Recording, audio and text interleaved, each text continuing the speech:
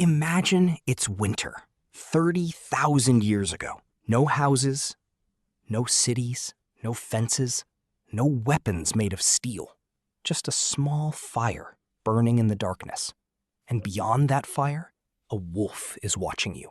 Not a dog, not a pet. A wild Ice Age wolf. Hungry, cold, and close enough to smell the food in your camp. For thousands of years, wolves and humans had been rivals. Both hunted the same animals.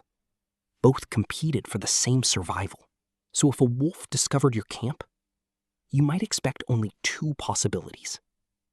It attacks, or it leaves. But something strange happened.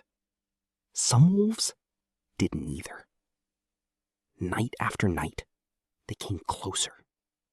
Not much, just a few steps, then a few more. Always watching, always waiting. And somehow, that decision would change the future of both species forever. Because every dog alive today, from a tiny Chihuahua to a giant Great Dane, can trace its ancestry back to wolves like these. Which raises a fascinating question. How did one of humanity's greatest competitors become humanity's closest companion? And the answer is far stranger than most people realize. Before we continue, what do you think happened first? The wolves approached humans, or humans approached the wolves? Comment your guess. At first glance, the entire idea sounds impossible. A wolf isn't a friendly animal. It's a highly intelligent predator, built to survive in one of the harshest environments on Earth. Sharp teeth, powerful jaws, exceptional hearing, a sense of smell far beyond anything humans possess.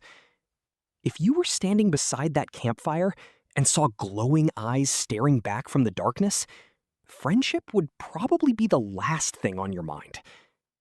But here's the mystery.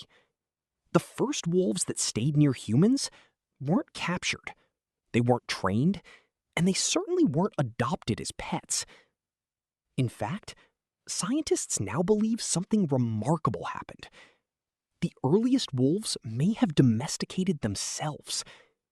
And it all started with a problem neither species realized they could solve together. That problem was food.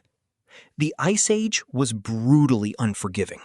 Long winters, frozen landscapes, and periods when finding enough calories could mean the difference between survival and death.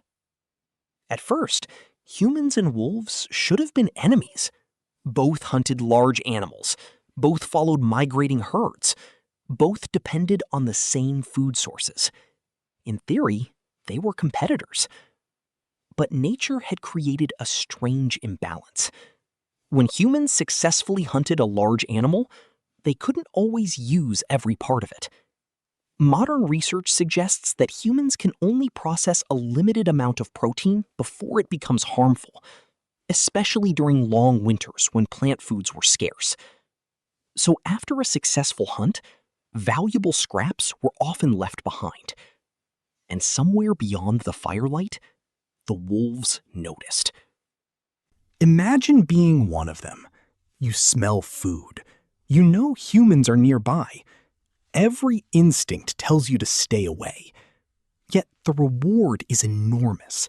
Free calories, no chase, no risk of injury. Some wolves fled.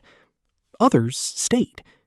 And those few bold wolves kept returning, night after night, generation after generation. Something unexpected began to happen.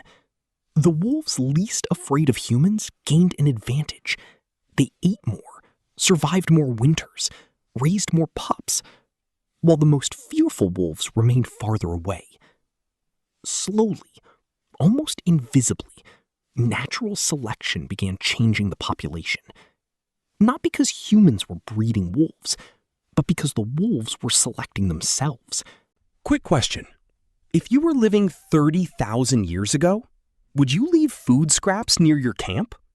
Yes or no? Comment just one word, yes or no. And then, something even stranger happened. The wolves began changing. Not just their behavior, their bodies, their faces, their entire appearance. Scientists discovered this through one of the most famous animal experiments ever conducted. Researchers selectively bred foxes, choosing only the calmest individuals generation after generation. They weren't trying to create pets, they only selected for friendliness. Yet after enough generations, the foxes developed floppy ears, shorter snouts, curled tails, white patches of fur, traits surprisingly similar to modern dogs. It was as if becoming less fearful was quietly reshaping the animal itself. And that may be exactly what happened to the first wolves living beside human campfires. Because while humans thought they were simply tolerating wolves, evolution was already creating something entirely new, something the world had never seen before. But the biggest change wasn't physical. It happened inside the mind. Somehow, the descendants of those wolves became remarkably good at understanding humans. Even young puppies can follow a pointing finger, a skill that many intelligent wild animals still struggle with. And the bond grew even deeper. Scientists discovered that when a dog and a human look into each other's eyes, both release oxytocin, the same hormone involved in the bond between parents and children. Think about that. A relationship that began with scraps of leftover food beside an Ice Age campfire eventually changed the emotions of two completely different species. And perhaps the strongest evidence comes from a burial site in Germany. Around 14,000 years ago, a young dog was buried alongside two humans. Researchers found signs that the dog survived a severe illness for weeks.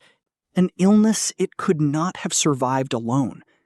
Someone fed it, protected it, kept it warm through freezing Ice Age nights. Week after week, when letting it die would have been far easier. Think about that for a moment. Food was scarce. Winter was brutal. Every calorie mattered. Yet a group of humans chose to spend precious time and resources caring for a sick young dog. Not because it could hunt, not because it could protect them, but because they cared what happened to it.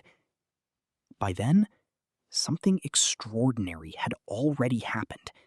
Dogs were no longer visitors waiting beyond the firelight. They were no longer wild animals searching for scraps.